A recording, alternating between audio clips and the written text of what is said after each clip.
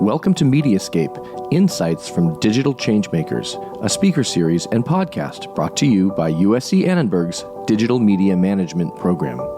Join us as we unlock the secrets to success in an increasingly digital world.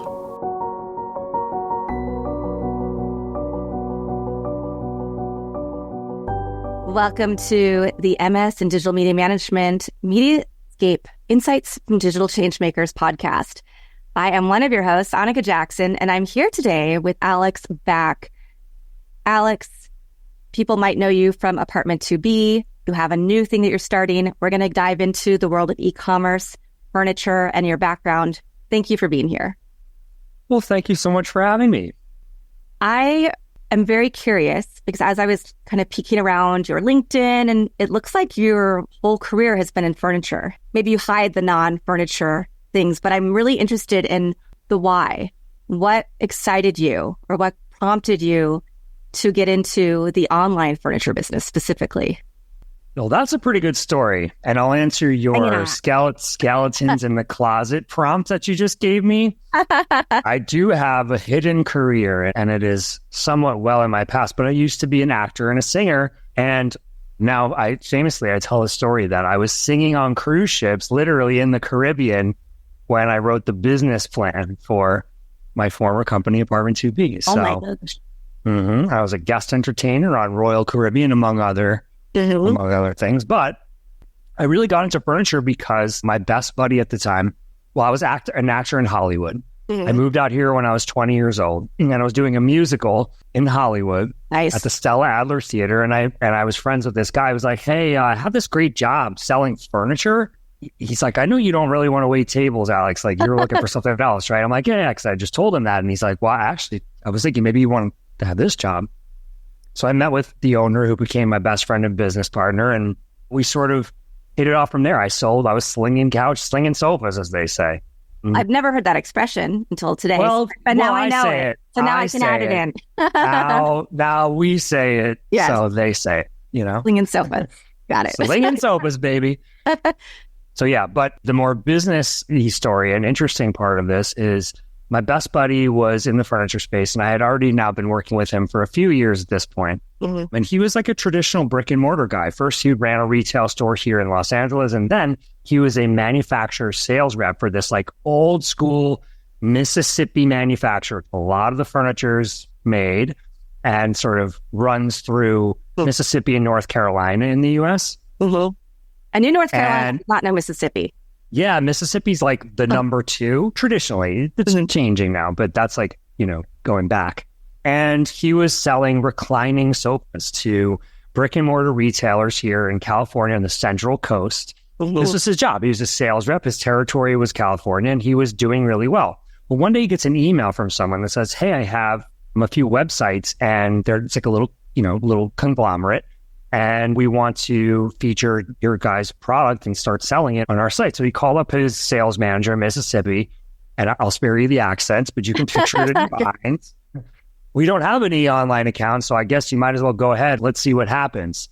So he asked the guy, "Okay, well, what do you need to get started? Do you want to order some furniture?" Like, "No, we don't keep any inventory. All we need is pictures and a spreadsheet of the information, and we'll just put the products up on our website, or customers will buy." Okay. Next day, literally, he wakes up to an order. 3 days later, there's 5 orders. Oh my 10 God. days later, there's 20 orders, all going to different parts of the country, and no one had ever seen this. And then the business got so big over the course of the next year. My friend made a lot of money, but so much so that the company sort of stole the account back from him and made it a house account, quote unquote. Right. This company was called CSN Stores, and it turned out to be what is now Wayfair. Oh, okay. So we saw early, we had like a little early window into the furniture industry, and what as year it was really this? online. That was in 2006-ish. Okay. Yeah. 2007. And they were CSN Stores at the time, which was a conglomerate of furniture retail sites. They were just like SEO guys, and they would have like awesomebarstools.com and like amazingcouches.net, like literally all these random sites selling sort of random groupings of products, and they figured it out, didn't they? The good old days of the Wild West of the internet, the interwebs. Yeah. Exactly. Wow. That is so interesting that they were able to figure it out, because one of my questions, of course, is furniture's heavy. So you're shipping it. How do you know how to price the shipping costs and all of those things? And how do you have the right warehouses? And is it like a spoke system? Like, how do you handle the distribution? So my mind immediately goes to that side of things, because yes, you can take an order, right, really easily, but then making sure that you are still making a profit and not spending it all on shipping and everything else. That obviously you cracked that code. You figured that out because you have a company that everybody knows about. Well, I can give you 2 hours on logistics conversation, Anika. I'm not sure your listeners are looking for that, but the short answer is it's extremely hard to ship furniture and manage a national distribution network. Mm-hmm. And quite honestly, it's one of the things that is a make or break for many companies out there. Everyone can figure out a way to ship a product, but can you do it profitably and efficiently so enough so that you don't have so many problems and headaches that it cripples your business? There's a book I've been reading called How Startups Fail. Mm-hmm. Because most of them do. Because most of it. But he's a Harvard business professor that's like seen so many startups come and go over years and teaches courses on it, and wrote this book and analyzes and sort of like formalizes the reasons why startups will fail. Well, one of them is called dot and bow, that like everything about this was back in sort of the 2010 to 2016 range. They grew massively, but then crashed so hard because they couldn't keep up with customer service and shipping and all the issues that arose. They literally just couldn't catch up to themselves. Wow. They couldn't catch their own issues. So all I have to say, it's very hard to do. You have to choose the right partners, and you have to set up your pricing structure and cost structure in a way that, won't put you in a hole. You can't ignore it. I think the way that most online focused furniture retailers or ones with national distribution, they build a lot of margin into their pricing structure to sort of offset the shipping costs that they are going to incur. Mm-hmm. And what do we all do as retailers? Well, we give you free shipping, but we're going to charge you $500 more than what you probably should be paying for that couch. Little industry secret there. Right. Yeah. So you worked in this company, you saw the massive growth online, you were on a cruise ship, you started writing a business plan. What did you think you could do differently with Apartment 2B from what CSN was doing? I don't think we were looking to do anything differently than them necessarily, but if there was one thing, it was bringing a brand and personality to it. Mm. Because awesomebarstools.com appealed to some people. Right. It wasn't me, that's for sure. Yeah. And when I pictured customers there, I pictured them in a wood paneled room somewhere, like in Kansas, like where you're from. Yeah. No, just joking. No, I literally, you picture someone who isn't you. I grew up in New York City. Like I had a metropolitan mindset, and I was sort of this younger generation of early 20 somethings who were we were part of like the .com boom. We had access to style and information and soon to be social media. So we wanted things that were more stylish than like your average run of the mill American furniture. So sort of the different approach that we took outside of just selling furniture online, which was really the bulk of our business idea, to be quite honest with you, was to put a personality and a brand behind it. So when we started Apartment 2B, and this was mostly my business partners, like he was the brainchild of a lot of these concepts and ideas, but we had these personas that, represented our buyer personas. I don't think we were smart enough to even know what a buyer persona was at this point, but you needed to create them. So that's, Yeah. We had the guy in 2A, because the guy who lived in 2A, and the girls from 2C. They made all these videos where they were like, hey, if you want to style your room, make sure you have that one wow piece, that awesome clock in the corner, that amazing print. Even if it costs you $300, the rest of your stuff can be cheap, but have that one. Those kinds of videos and content, nobody was doing that back then. Yeah. There wasn't a lot of traction, but I think when customers came to our site and saw that stuff, it didn't bring them in as we hoped it would. Yeah. But I think once they saw there was an ecosystem and a brand and a consistent story or narrative being told, it was very endearing to them and ultimately helped with our conversion and put us on the map. So let's talk about that, because a lot of times people just think you build a website. I've had so many conversations with people, right? You put your brand out there, everybody's going to find you. Even we both live in Los Angeles, the film industry, same thing. My boyfriend's a filmmaker. He had no idea what marketing and PR were, right? He just thought, oh, you make a documentary and then people will discover it. And so you did something differently, which was you said, okay, we're not a big name, but we're going to have a personality. We're going to have fun. People will find us. What was that tipping point that took you from the fun alternative that's going to give you some class, some pizzazz, and some new furniture to massive sales, partnerships with major companies, and being able to successfully exit eventually? Yes, I think in the beginning, we really leveraged other platforms and partnerships as springboards to catapult ourselves to that next level and to that next level, even if there wasn't like a tremendous amount of brand alignment. So there are two examples of this. And we had no advertising dollars. We had barely any revenue. And we, only raised enough money to like build our website and keep the lights on.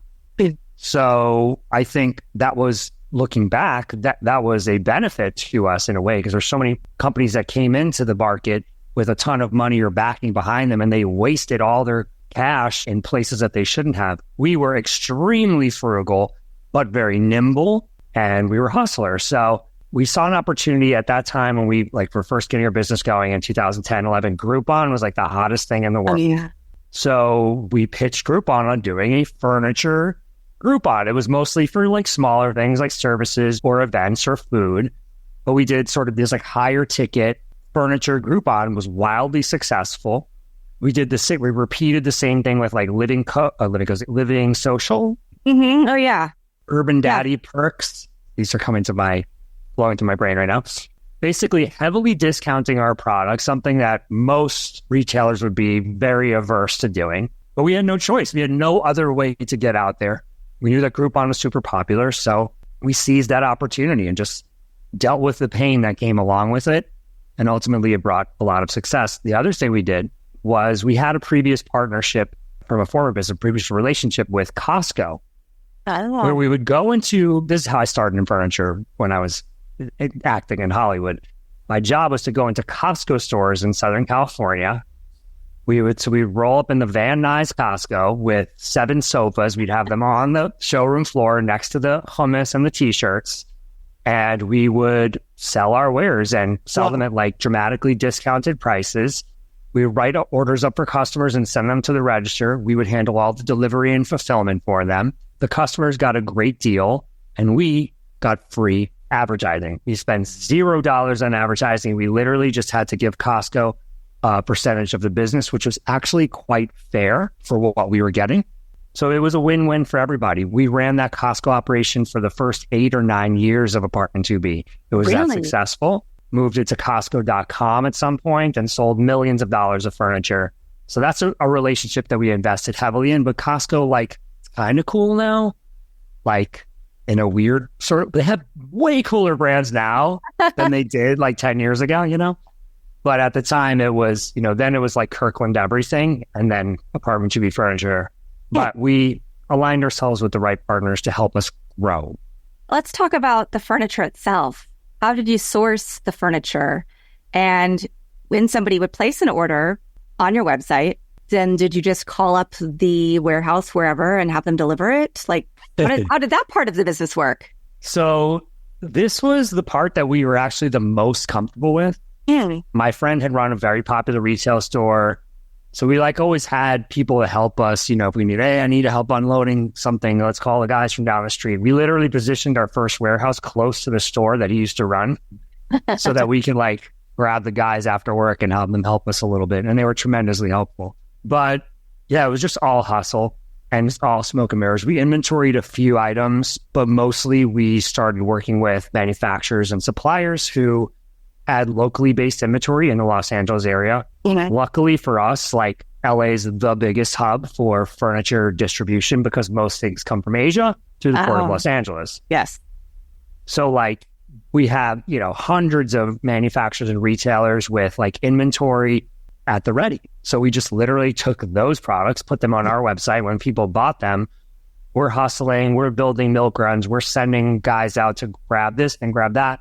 I was assembling furniture in our warehouse. We had like lacquer spray that you have to do it in such a way that you can't like, if you spray it on it, it'll create a little, so I learned all the tricks of the trade, got really handy with Allen wrenches. And yeah, we hustled for every single order will come in. And, then like anything, it's just like when you start to get volume, whether you're selling ice cream or anything else, you start to see efficiencies that can be realized, and like, you just do it naturally because you want to make your life easier. Like, oh God, well, why don't I wait till Thursday and pick up 3 orders at a time versus go every day? You know what I mean? Yeah. But what I really love is that you based Apartment to Be off of, yes, your own personalities, but first, an idea that somebody else had done that you saw worked and you could replicate. Because, of course, in this program at USC, all of our students create capstone projects as their final digital product and presentation. And they have to figure out how to monetize. And a lot of them get stuck in this notion that they have to come up with something completely new and creative. And I'm telling them, take a step back. It's hard to create anything new these days anyway, but take something that you're really passionate about instead and figure out how you can tweak it to make it your own, make it better, maybe serve a different audience. And so I love the fact that you did that. You said, oh, this company's onto something, but we're going to make it really fun and cool. And we're going to do it a lot differently. And we're going to involve partnerships early on and leverage those partnerships for our growth model. Yeah, well, I think one sort of visual that's been very helpful to me, my business partner, Matt, is a very wise guy. And he's like my older brother. He's 10 years older than me. And so I've learned a lot from him over the years. And one thing he always talked about was just like, if a certain industry, be it the furniture industry or any other, was a pizza pie, there's enough slices for everybody. You don't need to have the best of something. Yeah. You can strive to be the best person or best version of yourself without having the best company. There's plenty of like State Farm insurance agents that are crushing their lives, and meaning in a good way. Yeah. Like that they're like, also like a basketball coach. They volunteer their time. They go on amazing vacations, and their job is one that most of American youth today would find to be ho-hum or not as interesting. And sorry to the State Farm insurance agents listening, this is the first thing that came to my mind. But there's a big pie out there, and we don't have to reinvent the wheel to get our slice of it. I think there's other ways to look at it. Yeah. And with Apartment to Be, before we go to your new venture, you were the founder, COO, then you sold the company, but you stayed in, which is very common. But eventually you did exit, and you oversaw a lot of growth after you sold, right? Before you finally decided, okay, now it's my time to go move on to something else, whether it was because that your contract was up or you just were tired and done. You'd cashed out. So I want to know a few things. One is, at what stage did you decide to move on?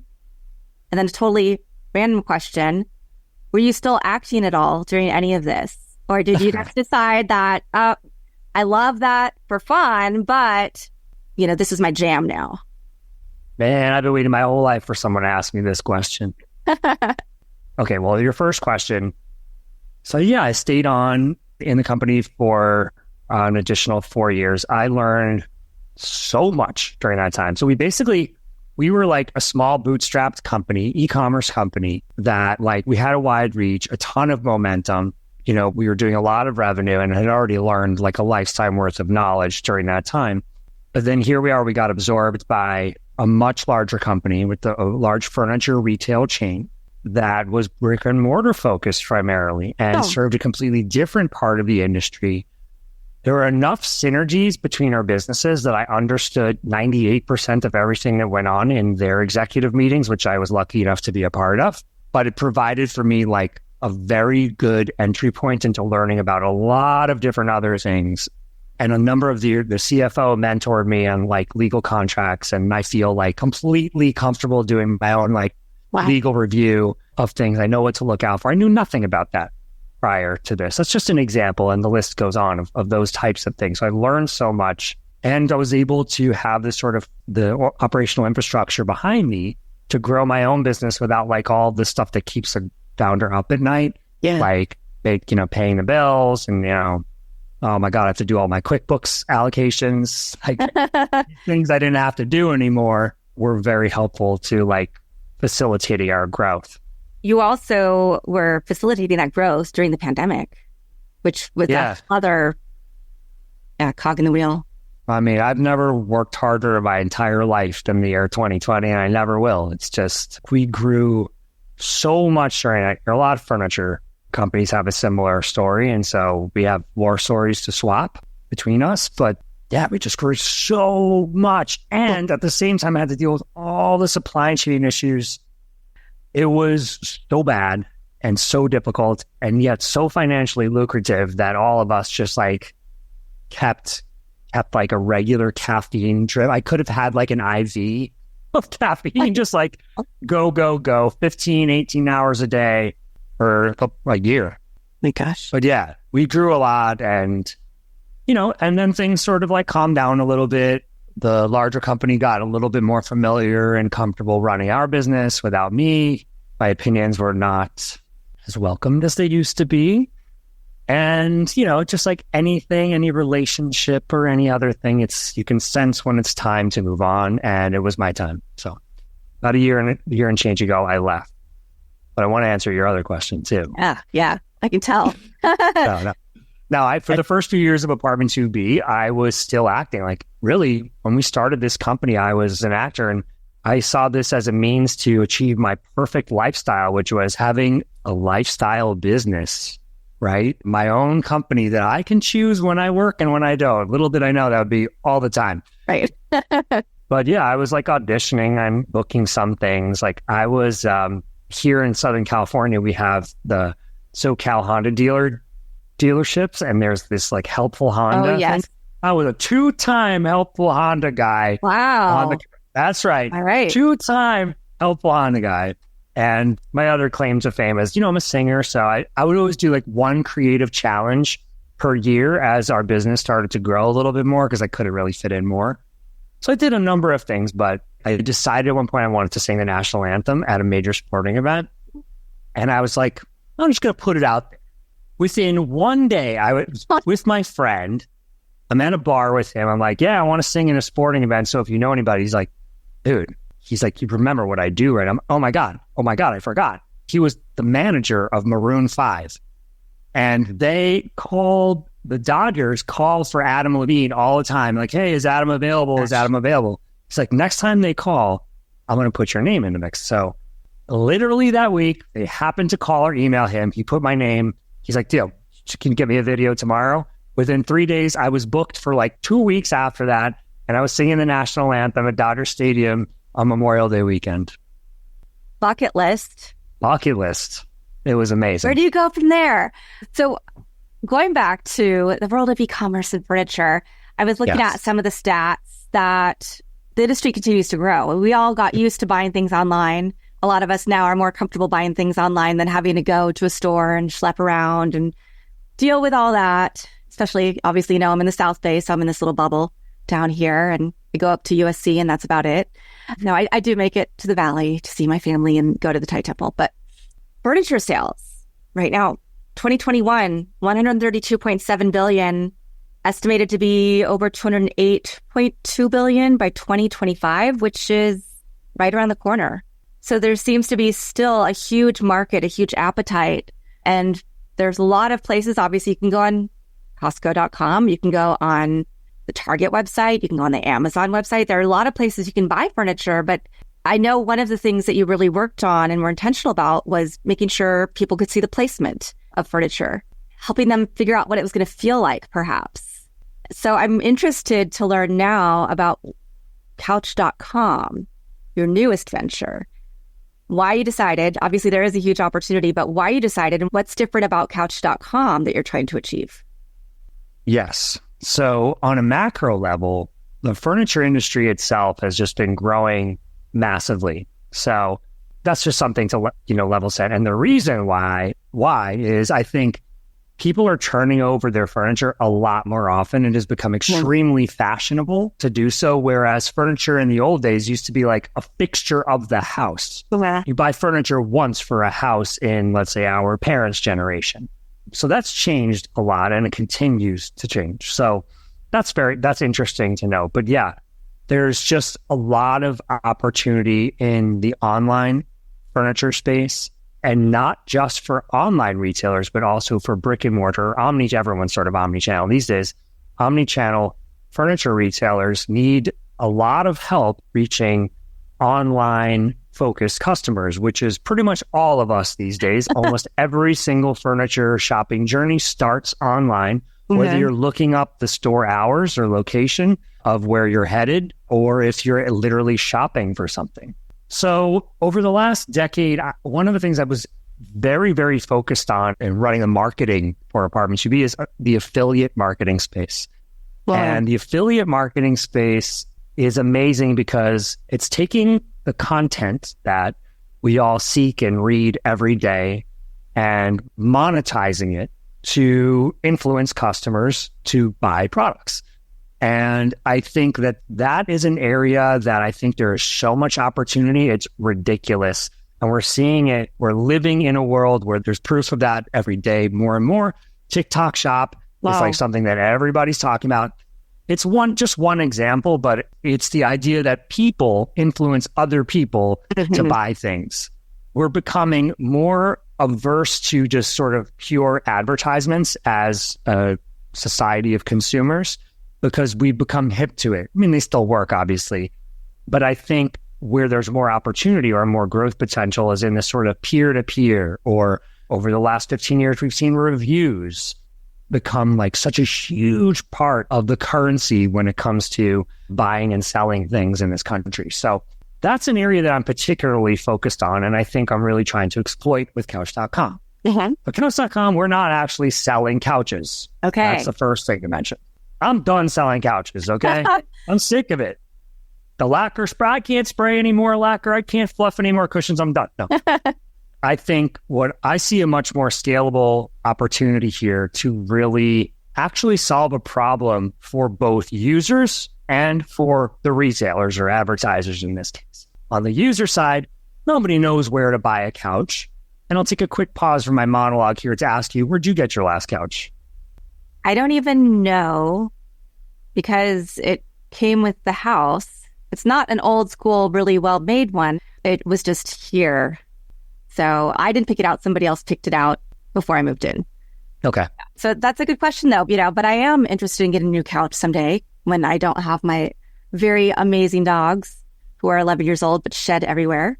And I was curious because on your social media, I see that you share a lot about different stores and their couches and reviews, and do they really live up to the hype? And so I was like, so what is he doing with this thing, Couch.com? Right. So I think where I was going with that, and you actually gave me the perfect answer that I was looking for, is you haven't bought a couch in a long time. These are not purchases we make all the time. As much as we turn them over, it's like the average is 6 or 7 years. That's the average. Yeah. But a lot of people, could be 10, 12 years, 13. These are purchases we make less often than cars or homes in most cases.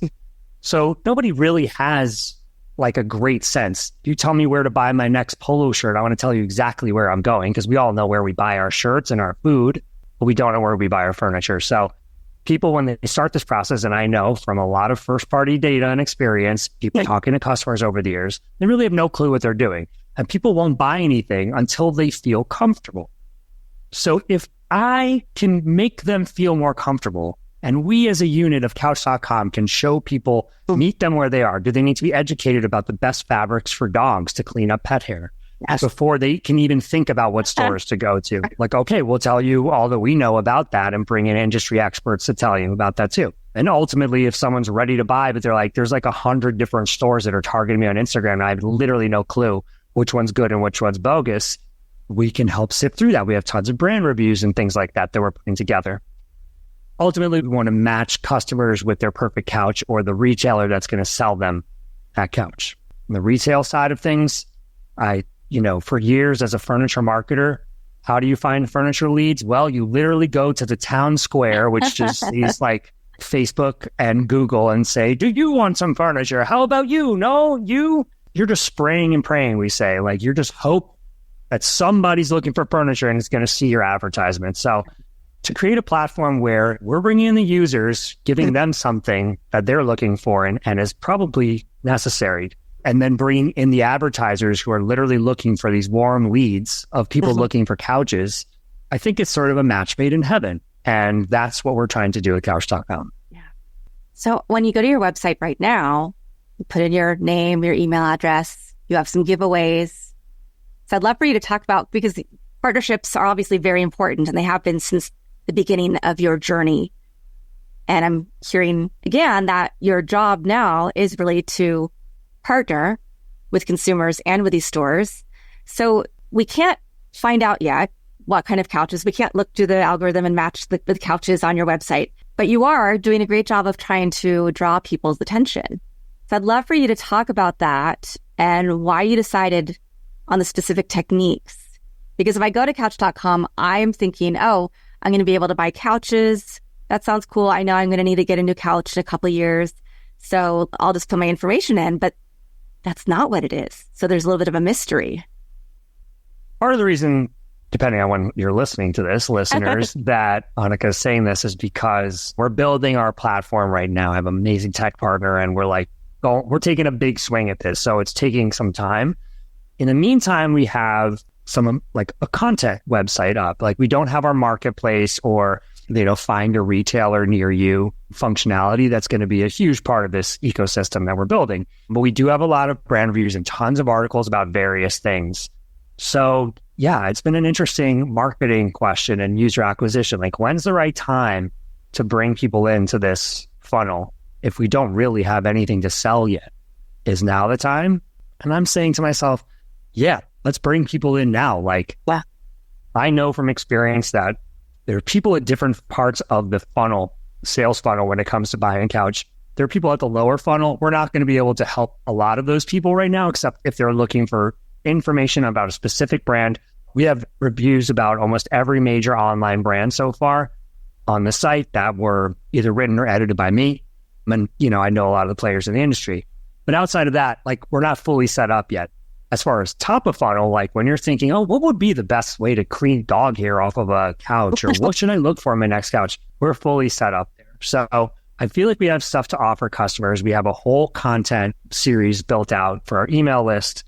And we are bringing people in to our email list organically, people who come to our site and will sign up organically, but also through these co-branded giveaways and partnerships. Now, I'm super bullish on this. A lot of people are scared of it because I'm not a giveaway person. Like I don't really enter sweepstakes or anything like that. And, there's like a scammy sort of stigma attached to it, but it's just a way to get users into your first party data funnel. So that is increasingly more important these days. If anyone sort of has their finger on the pulse of marketing news out there, it's like really hard to track. CPCs are very expensive to market. Even the last few months at this point when we're recording this, like Meta ROIs, the return on investment for most brands has gone like tanked over the last few months. So bringing people into your email list, no matter what they are, even if it's these town square folk that aren't necessarily looking for furniture right now, is very valuable. So we're bringing customers in, or bringing users in by doing these co-branded giveaways and partnerships where you like partner up with 5 brands that are in your sort of lifestyle space. And we are all sort of, putting out some bait for customers and saying like, hey, here's a trip to Punta Cana. Would you like to go? Sign up for all of our email lists and you might have a chance to win. People think it's fun. It's like a good little interaction point with brands. It doesn't have this evil stigma that a lot of people think it does. Most people don't win, of course, but we bring them into our email list. And then we start marketing to them some couch branded stuff as soon as possible to see if they're even remotely interested. If they're not, they can go. But we give entertaining, like engaging content to them right away. And we scrub our list, to make it very, very clean. And after 3 or 4 emails, we kind of know who's going to stick around and who isn't. So far, we've had a few 100,000 people over the last 3 or 4 months come through our email list, and some of them stuck and some of them haven't. But at this moment, we've spent probably, maybe $3,000 or $4,000 total, including our prize packages and whatever. And we have about a 70,000 person email list. Yeah.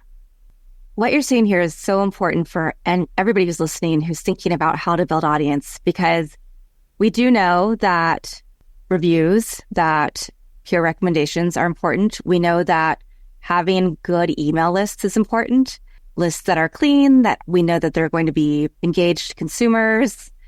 And you just talked about having several hundred thousands of people come through your ecosystem, and you've culled that down to high five figures, because you wanted to make sure it was really, really targeted to the people who would continue engaging and would engage with these other companies that you're partnered with who have the couches for them when you finally release the full force of the website.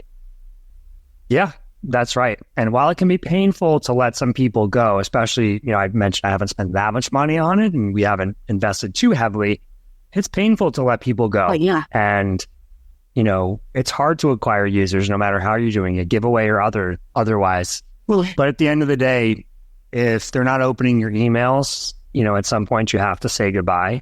And it's like anything else. It's a long-term investment where, you're investing in the positive reputation of your brand and your email sender domain that you're using. So yeah, it's sort of a necessary process to take. And recently, as of February, I believe, Google and Yahoo were penalizing people, who were sort of not using best practices. So for better or for worse, we're kind of getting, backdoored into having to do these things and scrubbing our lists and doing all the things that, the best practices we were always told to do is sort of becoming mandatory at this point. Right. Yeah, absolutely. And what about some of the trends that you're seeing? AI has been around for a long time. People don't realize that AI has been a backbone behind a lot of things that we do. But now that we're talking about it, people really want to understand, how do you effectively use AI, particularly for e-commerce? Yeah, there's a lot of different ways. I think from a user perspective, what AI is bringing to your average shopper is a level of personalization that you've never seen. We've never seen, not even close. Wow. For instance, you may not even see it all. It's not like we're using ChatGPT yet to find everything in our lives or find all these products. But marketers and retailers, we're using AI to provide more personalized content to the users so that they can have a more positive and efficient shopping experience. So even though you may not see it as a user or shopper, you'll go to urbanoutfitters.com and you're seeing things that are probably pertain mostly to you. Like all the big brands out there these days are already using AI technology to understand a lot more about you, the shopper, so that no one's wasting each other's time. So I could be sitting next to somebody else. We can go to the same website, but we may have very different experiences as to what pops up first based on what our interactions have been with that brand previously. Exactly. And there are sort of more active ways that you see brands allowing users to sort of self-identify what they're looking for. There's tons of quiz funnels, we call them, like quizzes when you go to websites, like go to like wine subscriptions or like wine website. Like wine is something that's quite mysterious to most of us. I still have no taste for it. I've drank 1,000 bottles of wine. I couldn't tell you the difference between two of them. But they'll ask you a wine company will ask you engaging questions. What kind of fruit do you like? What kind of cheese do you like? These sort of abstract but fun questions. You're like, oh my God, this is really getting to know me. The more a customer feels like a brand or a retailer is getting to know them, the more endeared they are to that retailer or brand, the more comfortable they feel making a purchase because they feel like it's for them. And spoiler alert, usually it actually is more for you. It's not just BS. Like you fill out the form, you do the quiz, you use the chatbot, whatever information you give a brand, you're probably going to get repaid with some more personalized results that are catered to you, the individual. Ooh, interesting. So Alex, I wanted to ask about couch.com. That seems like it would be a website that wouldn't be available. How did you acquire it? Because I'm a person who comes up with a lot of business ideas and I go on and see if I can get the URL for it. And then I usually, I have a stockpile of potential websites and then I try to go on and get the social media. And sometimes I'm able to buy one that might be a little bit more money that I think will be useful for me in the future. But I imagine couch.com would have been a lot more money. Yeah, Anika, it wasn't cheap. It was not cheap, I'll tell you. It wasn't cheap. It wasn't available in terms of like first of all, if there's anything that's a really valuable domain, the domain service providers or whatever a GoDaddy is, whatever the technical term is, they bought them up and they'll sell them to you. But you could still grab a few good ones for $11 or $12, and I have my own little stockpile too. We all do, I think. But yeah, this was never a thing. Couch.com was never a thing. It was established in the 90s and has never sort of came to fruition. It was owned by a single owner since then. Ooh, it's a very interesting story, but I'll tell it this way. Someone told me it was available. I was like, oh, okay. And it was available through a brokerage. I was like, interesting. Let me go take a look. So I go and I look at the brokerage site and they had the price listed and it was, multiple six figures. It was very expensive. And I was like, okay, well, that's not happening. And then I sort of thought about it some more. And I just originally was thinking about doing another e-commerce business. I was like, okay, well, I know how to do this and I could just make it really fun and do it my own way and just do sort of a new business, kind of like what I already know how to do. Yeah. But I wasn't really interested in that. And, then I had this idea. I was on a solo trip to Norway and I was walking through the streets of Oslo and it just kind of hit me at some point. I was like, oh my God, wait a second. I see this differently now. And I saw the sort of larger scale concept that I have already pitched to you, which is that we're not a direct-to-consumer retailer, that we are here to support the entire industry. And it could really be just this sort of big media type of a thing. So I got really excited about it. And I said, let me try to negotiate. Let me just see what happens. So I got in touch with the broker and I got shut down pretty quickly on the financial negotiations because the person that owned the domain for the last 25 years was a very high net worth individual. In fact, he is part of a two-person team that made the product that is now Google AdSense and sold it to Google for $100 million 20 years ago. So he does not need the money. No, didn't need the money. So then I was like, well, maybe I'm a charity case, maybe. No, but I sort of pitched him the idea. I got in touch with him, and told him what I would be doing with his baby, Couch.com, that he'd been sitting on for so long. And we made sort of an alternative business arrangement that allowed me to do this in a way that was financially feasible and for him where he still gets what he wants out of it as well. So very mysterious, I know, but I'm very happy about how it worked out. It was a good move. Good. Yeah, you don't always hear that. So it's nice to hear positivity coming through with business deals in the startup world. Yeah, well, I'm sort of trying to will it into positivity. I mean, we're not revenue positive yet, but we have so much momentum right now. I'm not really worried about it. It's more just sort of shepherding this idea and concept in the right direction is sort of how I see my role. And I know we're going to do something great. It's just, it may take a few different iterations or trial and error to figure out exactly where we're going to, be the strongest. I know that we could talk for hours and I would have so many more questions to ask you, but I really want people to go to couch.com themselves and see what it's all about. And let's bring you back live sometime for the students to actually be able to ask you their questions after they've heard or seen our discussion. Because you've mentioned so many things that I really try to emphasize, whether it's branding, customer personas, building those relationships, partnerships, the fact that we know in the digital world, UGC is the new norm versus professionally produced content. And so right there, that is the reviews. That is the trusted source of Alex Back, having lived in this world of furniture and knowing the ins and outs of what will make a good couch for each person, right? Working in the world of e-commerce, how we use AI, how you've scraped your list to make sure that it really is the best list possible with the most engaged audience and potential buyers, how you form partnerships to incentivize people to get that SEO value up and to be able to go to the website and then enter contests and just really fun engagement. So you're still bringing the fun into and mystery into something that, furniture shopping, most people wouldn't think is fun or mysterious. So Alex Back, thank you for giving your time to USC today. I really appreciate it. This has been such a fun, engaging conversation. Thank you, Anika. And if you're going to have me back live, just tell me how many songs to prepare and I'll come warmed up and ready. Fantastic. I'm going to hold you to that. You won't, but I was just making it. Okay. Is there one last thought that you'd like to leave the audience with today? Yeah, I mean, I'm really like in a place personally right now where I'm having to really trust myself. And I think like, I'm taking a big swing at something here. And we just talked about 2 minutes ago, like you sense positivity from me. And I'm a little bit in the fake it till I make it stage right now.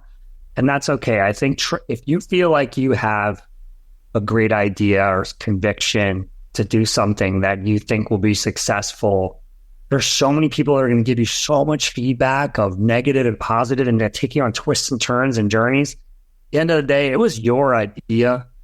Own that. Like, trust yourself in the process of moving forward. Don't be derailed by other people too much. It's your life. It's your ideas. Go for it. Fantastic. Thank you so much. And thank you to everybody who is watching or listening to this episode of Mediascape, Insights from Digital Changemakers. We'll be back again with another insightful digital changemaker very soon.